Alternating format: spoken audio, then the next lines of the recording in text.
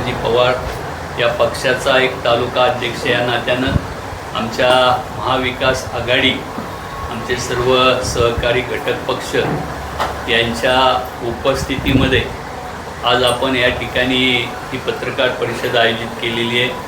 प्रथमतः मी उपस्थित आपल्या सर्व पत्रकार बंधूंचं मनापासून हार्दिक स्वागत या ठिकाणी करतो आणि आजच्या आपल्या या पत्रकार परिषदेच्या निमित्तानं आपल्याला ज्या प्रश्नांवरती चर्चा या ठिकाणी उपस्थित करायची आहे त्या संदर्भात थोडंसं या ठिकाणी अगोदर प्रास्ताविक पद्धतीनं आपल्यासमोर एक हे मांडतो की नुकतीच आपली कृषी उत्पन्न बाजार समिती खेडच्या या संस्थेची वार्षिक सर्वसाधारण सभा 30 सप्टेंबर रोजी झाली आणि त्या सभेच्या निमित्तानं एक त्या संस्थेचा सभासद या नात्यानं आणि संस्थेचा एक माजी पदाधिकारी या नात्यानं मी त्या ठिकाणी सभेला उपस्थित होतो आणि माझ्या मनातले प्रश्न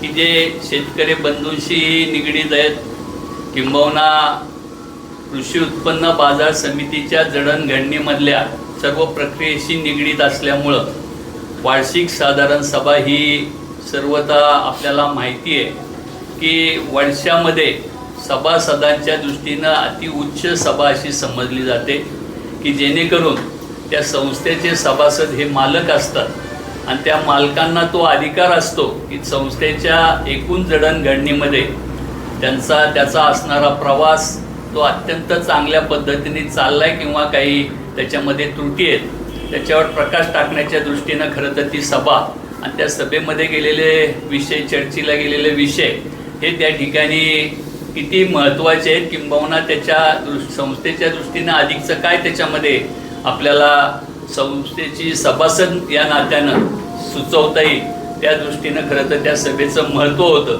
आणि म्हणून मी त्या सभेमध्ये संस्थेच्या वार्षिक सर्वसाधारण सभेचे असणारे एकूण विषय पाहता त्या विषयाला अनुसरून काही प्रश्न उपस्थित केले आणि ते प्रश्न मी कुठल्या एखाद्या व्यक्ती किंवा संस्थेला कुठंतरी वेठीस धरायचं या दृष्टीने उपस्थित केलेले नसून आपल्याला माहिती आहे सर्वांना की कृषी उत्पन्न बाजार समितीची पदाधिकाऱ्यांची निवडणूक ही नुकतीच होणार होती परंतु त्याच्यामध्ये काही कायदेशीर बाबीचा तांत्रिकदृष्ट्या अवलंब करून ती सभा ती पदाधिकारी निवड ही लांबवण्याचा प्रयत्न झाला आणि त्याचं मूळ कारण असं सांगितलं गेलं की त्या 2 पदाधिकाऱ्यांनी राजीनामे दिले ते राजीनामेच त्या ठिकाणी त्या पदाधिकाऱ्यांचं म्हणणं आहे की ते आमचे नाहीत आणि म्हणून त्यांनी काहीतरी रिट पिटिशन दाखल केलं असं सांगितलं परंतु त्याच्यावरती न्यायालयाने कुठलाही आदेश न देता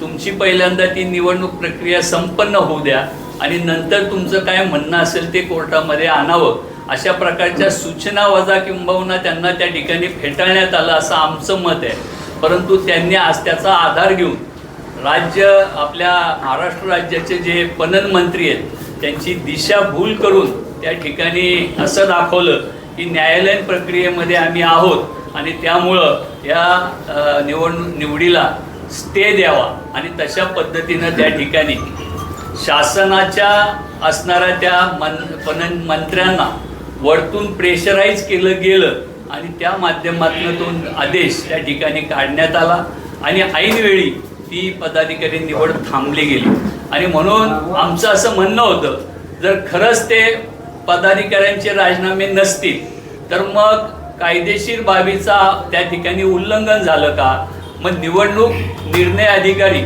नेमला कसा गेला किंबहुना वरिष्ठ त्यांच्या असणाऱ्या खात्याकडनं ती निवडणूक लावण्याचा प्रोग्राम कसा दाखल केला गेला याचाच अर्थ असा आहे की त्या पदाधिकाऱ्यांचे म्हणणं चुकीचं आहे जी निवडणूक आहे ती योग्यरित्या होती परंतु त्याला त्या ठिकाणी राजकीय वळण देऊन तालुक्यातील लोकप्रतिनिधींनी त्या ठिकाणी त्या संस्थेचे जे संचालक म्हणून आपल्या स्वतःच्या ताकदीचा वापर जसा काही करून राज्य सरकारला वेठीस धरलं आणि ती निवडणूक प्रक्रिया लांबवली आणि म्हणून आम्ही तो प्रश्न विचारल्यावर त्यांना ते कारण नसताना काही ना काहीतरी त्यांना ते चुकीचं वाटलं म्हणून म्हणा, किंबहुना आम्हाला बोलून द्यायचं नाही म्हणून म्हणा, विषयांतर करण्याच्या दृष्टीनं त्या ठिकाणी सभेमध्ये त्यांच्या पद्धतीनं त्यांनी काही निर्णय घेतला आणि त्या निर्णयाला आमचा विरोध होता. आम्ही प्रथमपासून त्या ठिकाणी असं सांगितलं गेलं की बुवा ती जी काही सभा आहे 11चं टायमिंग असताना तुम्ही 12:15ला चालू करता, एका व्यक्तीची वाट पाहण्यासाठी तुम्ही वेळ घालवता, कोरम पूर्ण झालेला असताना तुम्ही त्या ठिकाणी ती सभा लांबवली. हाच मुळात चुकीचा संदेश आमच्यासारख्या सहकारात काम करणाऱ्यांना निश्चित आहे. आमच्यासारखे अनेक प्रतिनिधी त्या ठिकाणी उपस्थित होते आणि त्या सभेमध्ये आमच्यावरती कारण नसताना जे आरोप झाले त्या आरोपाचं प्रत्युत्तर देणं आम्हाला त्या ठिकाणी शक्य नव्हतं, किंबहुना आम्हाला ते दिलं गेलं नसतं. आणि म्हणून मी आज ही पत्रकार परिषद या ठिकाणी आवर्जून आपल्या सर्व बांधवांना उपस्थित करून करण्याचा निर्णय घेतला. आज आपण या ठिकाणी उपस्थित आहात आणि म्हणून मला या ठिकाणी त्याच्यावरती भाष्य करत असताना संस्थेच्या कुठल्याही कामाबद्दल मी त्या ठिकाणी वक्तव्य केलं नाही, किंबहुना पदाधिकाऱ्यांच्या कामकाजावरही वक्तव्य केलं नाही. शेतकऱ्यांच्या हिताच्या दृष्टीनं ती संस्था माजी पदाधिकारी म्हणून आम्हाला जे अपेक्षित आहे त्या कामकाजावर प्रकाश टाकण्यासाठी प्रयत्न केला, परंतु त्या ठिकाणी केवळ राजकीय असूयापोटी आम्हाला त्या ठिकाणी बोलू दिलं नाही. किंबहुना आम्ही बोललो म्हणून आमच्या असणाऱ्या काही ज्या विविध संस्था आहेत, सहकार चळवळीमध्ये मी अनेक वर्ष काम करतो आणि त्याच्यावरती भाष्य केलं गेलं. आम्हाला तर प्रथमतः असं सांगितलं की तुम्ही फक्त मीटिंगच्या अनुषंगाच्या विषयावर बोला आणि आम्ही मीटिंगच्या अनुषंगाने असणारा जो विषय संस्थेचा होता त्याच्यावरच बोललेलो असताना त्यांनी मात्र त्यांच्या भाषणामध्ये त्या विषयांतर करून आम्हाला त्या ठिकाणी आम्ही ज्या संस्थांवरती काम करतो त्याच्यावरती चुकीचं कसं आहे हे दाखवण्याचा प्रयत्न केला. आणि म्हणून त्याच्यावरती सुद्धा त्यांनी जे भाष्य केलं ते सुद्धा समाजामध्ये चुकीच्या पद्धतीने केलंय. एक लोकप्रतिनिधी म्हणून अशा पद्धतीने चुकीचं वक्तव्य करणं आणि समाजामध्ये सहकारी चळवळीमध्ये काम करणाऱ्या संस्थांची बदनामी करणं हे एका दृष्टीने फार मोठा गुन्हा असं मी समजतो. त्यांना जर सहकारातली विशेषतः माहिती नसेल तर त्यांनी त्या ठिकाणी माहिती घ्यावी आणि माहिती घेऊनच मग बोललं पाहिजे. ते भाषा जी करतायत की मी लोकप्रतिनिधी आहे, मी तालुक्याचा आमदार आहे, मला दिलीप मोहिते म्हणतात, ही जी काही धमकीवाजाची भाषा आहे ती भाषा इथून पुढं चालणार नाही. आम्ही आमचं उभं आयुष्य सहकारामध्ये घालवलं. ज्या काही संस्था आमच्या ताब्यात आहेत त्यांच्यामध्ये आम्ही त्या निदान ज्या जुन्या लोकांनी प्रस्थापित केल्या त्या निश्चित त्या ठिकाणी व्यवस्थितरित्या चालवण्याचं, त्या अत्यंत चांगल्या पद्धतीने चालत असल्याचे दाखले मी तुम्हाला या ठिकाणी देऊ शकतो. सगळे ऑडिट मेमो सहित त्या ठिकाणी कामकाजाचं कसं काम चालतं त्या सगळ्या कामकाजाच्या दृष्टीने तुम्हाला जर चुकीचं असेल तर त्या ठिकाणी तुम्ही निश्चित त्याची दखल घेऊ शकता. जर चुकीचं नसेल तर जो चुकीचं त्या ठिकाणी दाखवण्याचा प्रयत्न करतो त्यालाही त्या ठिकाणी जाब विचारला गेला पाहिजे, ही आमची त्याच्यामधली भावना आहे. त्यांनी तालुका खरेदी विक्री संघाचा विषय काढला आणि तालुका खरेदी विक्री संघ हा 1947ची त्याची स्थापना आहे आणि त्यावेळेच्या असणाऱ्या लोकांनी तो संस्था 10,000 रुपयाचे शेअर्स गोळा करून सर्वसामान्यांच्या भाग भांडवलावरती 10,000 भाग भांडवलावरती संस्था चालू झाली आणि शेतकऱ्यांच्या हिताच्या दृष्टीने लागणाऱ्या शेतीविषयक अवजारं असतील, शेतीविषयक साहित्य असेल, शेतीविषयक खत व्यवसाय असेल, शेतीविषयक औषधाची विषय असेल, किंबहुना त्या संस्थेच्या पोटनियमाला अनुसरून कामकाज त्या ठिकाणी केलं जातं. त्याच्यामध्ये त्या संस्थेचा विक्री खरेदी विक्री हा मूळ व्यवसाय, त्याचबरोबर पोटनियमाला अनुसरून जागा भाड्याने घेणे, जागा भाड्याने देणे या सर्व गोष्टी ह्या ठिकाणी चालतात आणि त्या कायदेशीररित्या कायद्याच्या सगळ्या चाकोरीत धरून त्या ठिकाणी चालू आहेत असा आम्ही या ठिकाणी दावा करतो. त्यांना त्याच्यामध्ये आज तागायत का दिसलं नाही. दुसरी गोष्ट मी त्यांना त्याच सभेमध्ये छेडलं की तुम्ही ज्या सहकारी संघाविषयी बोलता त्याच्यावरती तुमचे सहकारी त्या ठिकाणी आज गेले 5 वर्ष त्या ठिकाणी चेअरमन म्हणून काम करतायत आणि ते चेअरमन म्हणून नुसतं काम करत नाहीत तर त्या संस्थेची असणारी निवडणुकीचा काळ हा लक्षात जर घेतला तर 17 ते 22 असा त्या निवडणुकीचा काळ होता. त्याच्यामध्ये नंतर 22च्या नंतर आजपर्यंत 24 पर्यंत त्याला त्या निवडणुका झाल्या नाही. त्या निवडणुका न झाल्याची कारणं जी आहेत ती त्या ठिकाणी महत्त्वाची आहेत.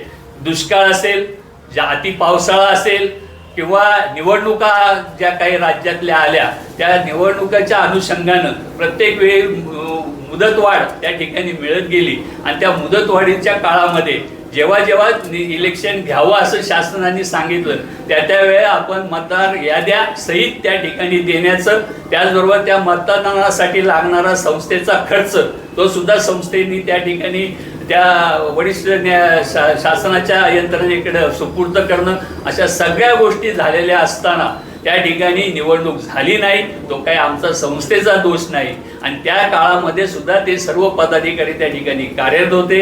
त्यांना जर त्या ठिकाणी तक्रार करायची होती किंवा काही त्याच्यावर संशय येत होता तर त्यांनी अगोदरच त्या ठिकाणी निर्णय घ्यायला पाहिजे होता. परंतु तसं न करता आमदारांच्या प्रेशर टॅक्टिसमुळं त्यांनी त्यांच्या स्वतंत्र असणाऱ्या जवळच्या सहकाऱ्यांना त्या ठिकाणी राजीनामे द्यायला लावले. राजीनामे देण्याचं कारण सुद्धा मी या ठिकाणी असं नमूद करतो की संस्थेचा कुठल्याही प्रकारे प्रशासक नेमता येत नाही असं पाहिल्यानंतर अधिकारी सुद्धा त्या ठिकाणी ज्या पद्धतीने स्वतःच्या अधिकारात नेमण्याचा प्रयत्न केला, त्यांना त्या ठिकाणी प्रेशराईज करण्याचा प्रयत्न केला, त्यांनी त्या ठिकाणी स्वतंत्र चौकशी करून अधिकारी नेमून सुद्धा संस्थेची चौकशी केली, त्याच्यातही त्यांना काही सापडलं नाही. मग काहीच करता येत नाही तर संस्थेच्यावर प्रशासक कसा आणायचा, तर त्याचं त्या ठिकाणी असणारं संचालक मंडळाचं संख्या कमी करणं, अल्पमतात आणणं आणि मग त्या ठिकाणी प्रशासक बसवणं, अशी दुष्ट प्रवृत्तीची प्रक्रिया त्या ठिकाणी राबवण्याचं काम केलं. स्वतःच्या सत्तेचा गैरवापर त्या ठिकाणी करण्याचा प्रयत्न त्यांनी केला. आज त्या ठिकाणी आम्ही न्यायालयीन बाबीमध्ये प्रक्रियेमध्ये गेलेलो आहोत. आम्हाला तो न्याय त्या ठिकाणी निश्चित मिळेल अशी आमची त्या ठिकाणी भावना आहे. त्या संस्थेच्या प्रती इतकं वाईट बोललं गेलं की त्या ठिकाणी संस्थेवर काम करणारे जे सेवक आहेत त्यांच्या प्रती भूमिका त्यांनी जी मांडली, त्यांना जर त्याचा अभ्यासच नाही, माझ्यासारखा माणूस असं त्या ठिकाणी म्हणेल की सेवकांचे नियम काय आहेत, सेवक कसे नेमले जातात, त्याला काही शासनाचा पगार आहे का, आणि त्या शासनाचा पगार मिळावा म्हणून तुम्ही जर लोकप्रतिनिधी आहात तर तुम्ही त्याच्यासाठी काय वेगळा प्रयत्न केला का, तुम्ही तुमच्या लोकांसाठी तरी त्या ठिकाणी प्रयत्न केला का. तसं न करता संस्थेच्या असणाऱ्या उत्पन्नाच्या माध्यमातून त्यांना उद्या रिटायरमेंट झाल्यानंतर नाही ग्रॅज्युटी, नाही बाकीच्या काही सवलती, नाही काय त्या ठिकाणी पेन्शन, त्या ठिकाणी असणाऱ्या ह्या संस्थेच्याच उत्पन्नातून त्यांचे पगार त्या ठिकाणी केले जातात. त्यामुळे त्याला त्या संस्थेला त्या नोकरीवर असणाऱ्याची अट सुद्धा त्या ठिकाणी नाही.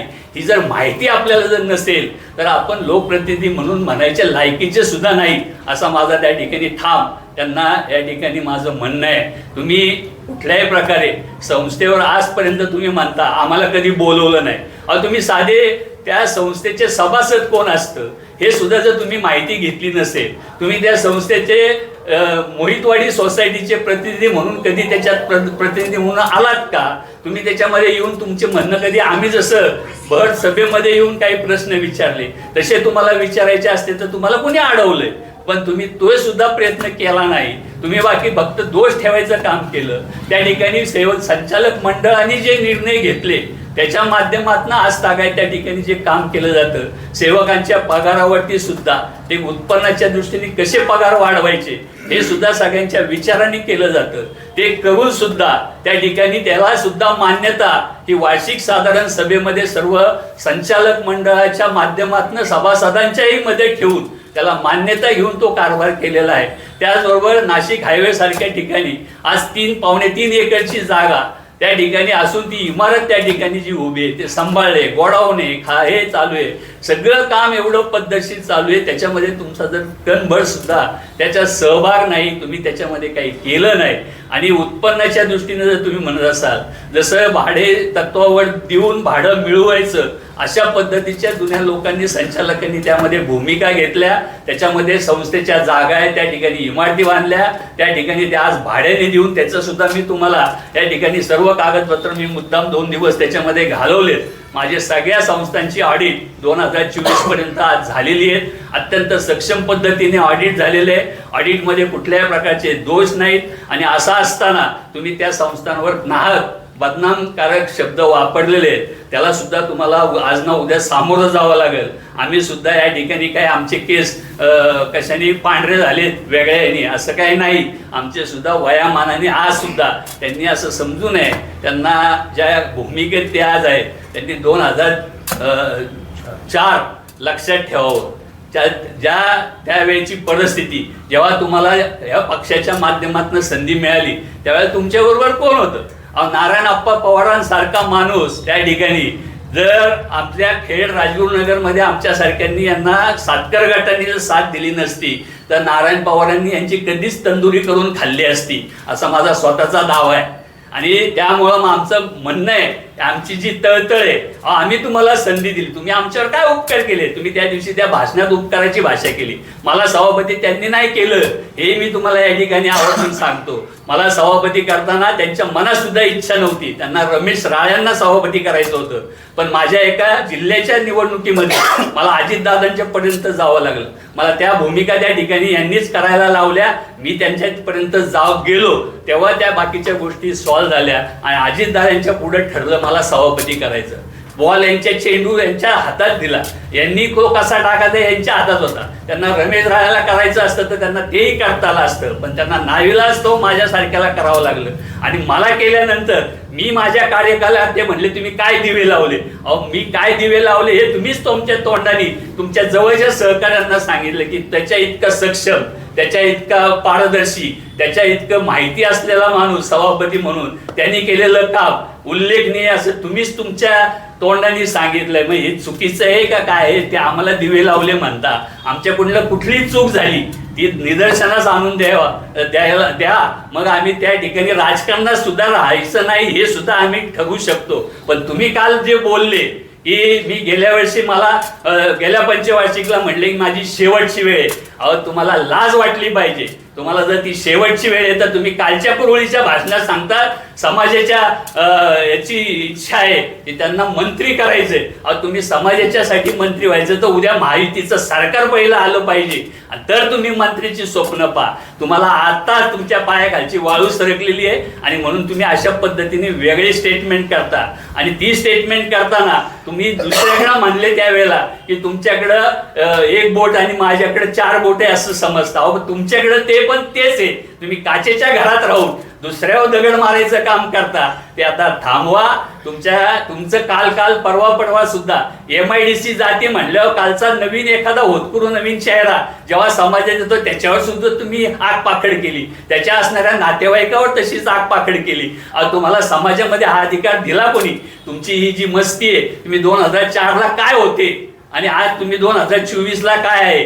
तुम्ही आता म्हणताय मी एक पैसा खाल्ला नाही. तुमची सगळी जर प्रकरणं काढली, तुम्ही टक्केवारी हे चालवता. तुमचे लाभार्थी तुमच्या जवळ आजपर्यंत असे बाजूबाजूला फिरतायत आणि त्या लाभार्थींच्या सभागृहामध्ये माझ्या मागे एक सुद्धा माणूस नव्हता. मी एकटा तिथं आलो पण एकाची सुद्धा हिंमत झाली नाही मला थांबवण्याचं. माझे सहकारी मला म्हणले तुम्ही एकटे कशाला गेले? आम्हाला का नाही सांगितलं? पण ती वेळच तशी नव्हती. मला असं सांगितलं गेलं आजची सभा आहे, मला ते तोंड सुद्धा पाहायला जायची इच्छा नव्हती. पण मी काय गेलो? संस्थेच्या हितासाठी, संस्थेच्या झालेल्या चुकीच्या निर्णयावरती प्रकाश टाकण्यासाठी, आपण सभासद म्हणून मांडला पाहिजे. मी त्या ठिकाणी गेलो आणि ती भूमिका त्या ठिकाणी मांडली. मी त्यांच्या कुठल्याही कामकाजावर वेडवाकडं बोललो नाही, त्यांच्या सहकारी पदाधिकाऱ्यांवर वेडवाकडं बोललो नाही. तरी सुद्धा माझ्या या वैयक्तिक आणि मी काम करत असलेल्या संस्थांवर ते अशा पद्धतीने बोललेत आणि असं म्हणलेत. मला दिलीप मोहिते म्हणतात, मी पण म्हणतो मला हिरामन सातकर म्हणतात. तुम्ही पाटील असाल, मी पण पाटीलच आहे, पण मी तुमच्यासारखा गद्दार पाटील नाही. तुम्ही शरद पवार साहेबांना सोडलं आणि स्वतःच्या स्वार्थाकरता दुसरीकडे गेले. नुसते दुसरीकडे गेले नाही तर आज सांगताय मी ही कामं केली ती कामं केली. कुणाच्या पैशातून केली? आमच्या सर्वसामान्य मतदार बंधू भगिनींचा कराचा पैसा हा शासनाकडे जातो आणि तो पैसा आणण्याचं काम तुम्ही केवळ अजितदादांच्या जवळचे म्हणून काही जरी स्वतःचा वेटो वापरला असं जरी म्हटलं, पण ते पैसे आणून सुद्धा तुम्ही कशा पद्धतीने लाभार्थींना दिले आणि स्वतः कशी आपली घरं भरली हे सांगायला अजूनही आम्हाला अजून वेळ आहे. मी मागच्या वेळेला सांगितलं होतं, आपल्याला आठवत असेल पत्रकार बंधूंनो, की ज्या वेळेला त्यांनी माझी तालुका अध्यक्ष म्हणून निवड झाली त्यावेळेला ते म्हणले यांच्या मागं कोण आहे? नक्की माझ्या मागं कोण नव्हतं, ती परिस्थिती तशी नव्हती. पण मी आज हक्काने सांगू शकतो ती परिस्थिती आम्ही निर्माण केली. माझ्याबरोबर माझे सगळे सहकारी, माझे घटक पक्षाचे सगळे सहकारी हे माझ्याबरोबर आले आणि त्याच्यातून तुम्हाला लोकसभेचं चित्र त्यावेळेला दिसलं असेल. हाच खेड तालुका अनेकांना डोक्यावर घेणारा तालुका, तो अनेकांना पायाखाली सुद्धा कसा घेतो हे खेड तालुक्याचं वैशिष्ट्य आहे. आणि हे सातकर गटालाच फक्त या ठिकाणी सांगण्याचा आणि बोलण्याचा अधिकार आहे असं मी समजतो. आम्ही अजूनपर्यंत कधीही कुणाच्या शेपटावर पाय दिला नाही. तुम्ही आमच्या शेपटावर पाय दिलाय. ते तुम्ही म्हणले मला आम्ही आणलं, तुम्ही सुरुवात केली, मी शेवट करतो. आम्ही उलट म्हणतो की तुम्ही आता सुरुवात केली, आम्ही त्याचा शेवट करणार. तो कसा करणार? तो आता उद्याच्या याच्यामध्ये तुम्ही आता जात्यात आले. तुम्ही कालपर्यंत बाहेर होते. जात्यात आल्यावर काय होतं ते आता तुम्हाला कळालं असेल. आणि उद्याच्या भविष्य काळात ठीक आहे, आमचे सगळे सहकारी एक मुखाने एक विचाराने आम्ही एक संघ राहू. तुम्हाला तर या वेळेला नक्की सुट्टी नाही एवढं नक्की सांगतो. आणि या दृष्टीनं मला तुम्हाला अजून काही जर विचारायचं, वेळ निश्चित कमी आहे. अनेक वेळेला आपण परत पुन्हा येऊ. त्या वेळेला त्या विषयावर नक्की मी बोलेल. परंतु मला तुम्हाला या ठिकाणी सांगायचंय, आमच्या ताब्यात असलेल्या सगळ्या संस्था, मग त्यांची असणारी इमारती असतील, त्यांची स्थावर असतील, सगळी जिथल्या तिथं आहे. कारण ज्या बँकांमध्ये खाती आहेत त्या ठिकाणी आमच्या ठेवी बिवी सगळे चित्र तुम्हाला जेव्हा कागद पाहिजे ते माझ्याकडे कागद आहेत. ते मी कागद केव्हाही द्यायला तयार आहे. पण त्यांनी जे काय पद्धतीने वल्गना केल्यात, मग तुम्ही तुमच्या संस्था किती स्वतः काढल्या ते दाखवा. तुम्ही चालवताना ज्या खाजगी संस्था चालवतात त्या कशा चालवतात ते दाखवा.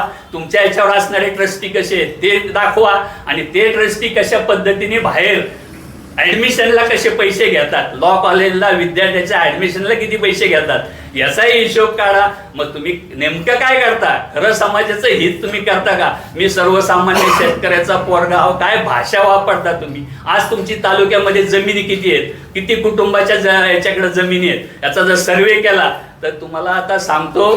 त्याच्याही पलीकडे आता मला दुसरं एक सांगायचंय. कालची जी लोकसभा झाली, तुमची आढळराव दादांच्या बरोबर कधीच जमत नव्हतं. तुम्ही जे वल्गना केल्या, स्वतः भाषण केलं की मी कुठल्याच पद्धतीने हे करणार नाही, सहकार्य करणार नाही. मग असं एका रात्रीत काय झालं की तुम्ही लगेच मूव बदलली? याचा अर्थ तुम्ही काही ना काहीतरी त्याच्यामध्ये हातात घेतलं. आढळराव दादांचं तुम्ही काही ना काहीतरी घेतल्याशिवाय आढळरावांच्या जवळ गेले नाही.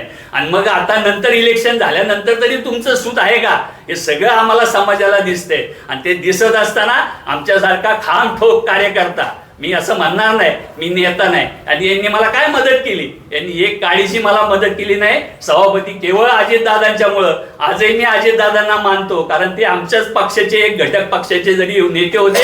काही कारणाने तुमचं त्यांचं वरच्या पातळीवर बिनसलं असेल, पण दादांच्या बाबतीत आम्ही पण कधी नाही. आम्ही पक्ष म्हणून आम्ही पक्षही सोडला नाही. आम्ही काँग्रेस आणि राष्ट्रवादीच्या व्यतिरिक्त आम्ही कधी कुठं जागा बदलली नाही. आणि मग तुम्ही बाकी इकडून तिकडं स्वार्था करता. तुम्ही पवार साहेबांच्या पुढं त्यांच्या सैन्य आमदार झालेले, आता तुम्ही त्यांना सोडून गेले. ठीक आहे, कशासाठी गेले? तर स्वतःची जे काही तुम्ही आता तुम्ही परवा मीटिंग मध्ये असे म्हणाले, काय तुम्ही कराल, मारून टाकाल. आमची ती नीती आहे का? आम्ही कधीच कुणाला हात बी लावला नाही, स्पर्श पण केला नाही. पण तुमची सगळी प्रकरणं काढा. तुम्ही दुसऱ्याचे खून पण केले, पचवायचंही काम केलं, दाबायचंही काम केलं. तुमच्यावरती असणाऱ्या केसेस उठवायचं काम पवार साहेब जर नसते तर तुम्ही नक्की जेलमध्ये असते. एवढंच मी या ठिकाणी खामठोक सांगतो. आणि माझ्या नादी लागला तर मी तुम्हाला सोडणार नाही, एवढंच या निमित्तानं सांगतो. अनेक प्रकरणं आहेत, त्या प्रकरणावरती प्रकाश टाकायची वेळ आली तर समोर बसा म्हणावं, त्याच्यावरती विचार करायची, बोलायची हिंमत हिरामन सातकर मध्ये आहे. अजून तर माझे लई मागे हितचिंतक आहेत, माझे नेते ज्येष्ठ मंडळी आहेत. ती जर आली ना तर पळता होईल, थोडी होईल, एवढंच सांगतो. आणि या ठिकाणी तुम्ही सर्वजण आलात, मी तुमचं मनापासून स्वागत करतो. आणि पुढच्या याच्यामध्ये त्यांनी काय बोललं तरी लगेच मी तुमच्या सोबत तुमच्या समोर असणार आहे, एवढंच सांगतो. माझे सर्व सहकारी या ठिकाणी आलेले आहेत. आपल्याला सर्वांना माहिती आहे. अजूनही या ठिकाणी अतुल भाऊ पण येणार होते, पण त्यांची आजी सासू आजारी असल्यामुळे ते या ठिकाणी नाही. विजूभाऊ डोळस हे पण या ठिकाणी येणार होते. मी त्या सर्वांना बरोबर घेऊन उद्याच्या तालुक्याच्या राजकारणामध्ये पुढे जाणार आहे. मला काय मिळवायचं हा भाग फार लांबचा आहे. मला जे मिळायचं ते माझ्या वडिलांच्या पुण्याने मला सगळं मिळालेलं आहे. आणि मला आता कशाची अपेक्षा नाही. तुम्हालाच बाकी पुन्हा आमदार व्हायची इच्छा आहे, नव्हे तर मंत्री व्हायची इच्छा आहे. नक्की तुमचं मंत्रीपद तुम्हाला जर मिळणार असेल तर आमच्यासारख्याच्या शुभेच्छा आहेत. परंतु असं समजू नका महायुतीचं सरकार हे आल्यानंतरची स्वप्न तुम्ही पाहताय. या ठिकाणी तालुका हा नाबर नाहीये. तालुका हा निश्चित पुढच्या भविष्यामध्ये तुम्हाला त्याची जागा दाखवून दिल्याशिवाय राहणार नाही, एवढंच बोलतो आणि या ठिकाणी थांबतो. धन्यवाद.